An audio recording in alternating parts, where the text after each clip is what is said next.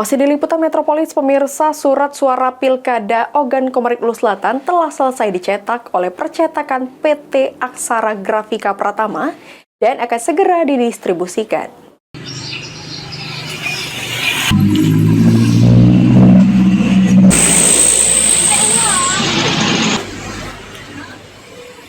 Sejak 14 Oktober 2024, surat suara pemilihan Bupati dan Wakil Bupati untuk Pilkada serentak tahun 2024 telah didistribusikan oleh pihak penyedia.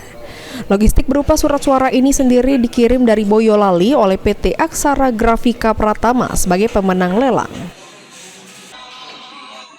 Adapun jumlah surat suara yang didistribusikan oleh pihak penyedia pada tanggal 14 Oktober kemarin mencapai 315.856 lembar surat suara untuk calon bupati dan wakil bupati Ogan Komering Ulu Selatan.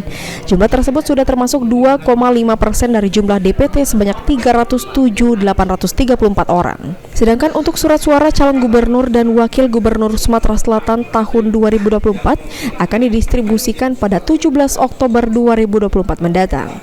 Untuk saat ini, KPU Ogan Komering Ulu Selatan sendiri telah menerima logistik berupa kotak suara, bilik suara, kabel tis, dan tinta serta label. Jadi pertanggal 14 Oktober 2024, surat suara baik itu untuk pemilihan bupati dan wakil bupati Ogan Selatan maupun untuk surat suara yang dicetakkan untuk pemilu gubernur dan wakil gubernur Provinsi Sumatera Selatan sudah selesai dicetak oleh PT Aksara Grafika Pratama di Boyolali, dan tanggal 14 yang lalu itu sudah dilakukan pengiriman menuju ke KPU Kabupaten Ogan Selatan.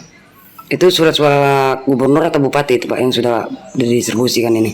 Yang tanggal 14 yang lalu itu untuk surat suara bupati dan wakil bupati. Sedangkan untuk surat suara pemilihan gubernur dan wakil gubernur direncanakan pengirimannya tanggal 17 Oktober tahun 2024. Untuk estimasi kedatangan surat suara ini sendiri itu diperkirakan tanggal berapa itu? Karena melakukan perjalanan darat mungkin diperkirakan sekitar 2 hari akan sampai atau tiba di Kabupaten Ogan Selatan.